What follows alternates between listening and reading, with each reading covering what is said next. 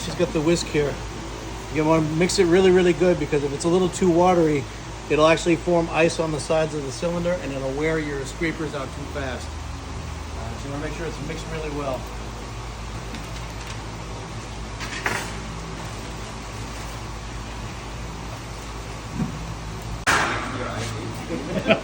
Okay, so like I said, when we pour the product in, we want to keep this out first, because we want to pour in and then let all the bubbles come up.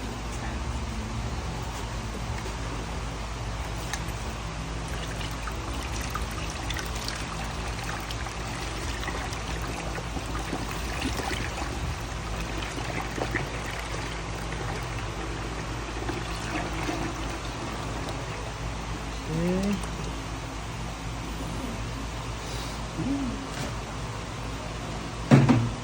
Now, this part, it kind of faces the front, so you just gotta kind of feel it a little bit. You'll feel it when it kind of pops down in there. So basically, that's a breather tube. That's why you want this is gonna be outside of the product.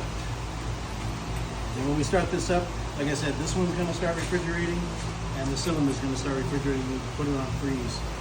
Okay, so we turn it back on. Refrigeration's coming on through this part first. So right now we're in sleep mode, which means the cylinder is not cooling yet. What we want to do is push the freeze, and then you see this little icon in the corner here, that little square.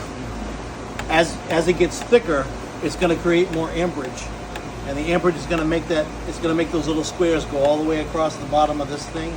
When it reaches the other side, that's when it should say, and then it should come on and say ready to serve. How long does that take approximately? It can take up to 20 minutes.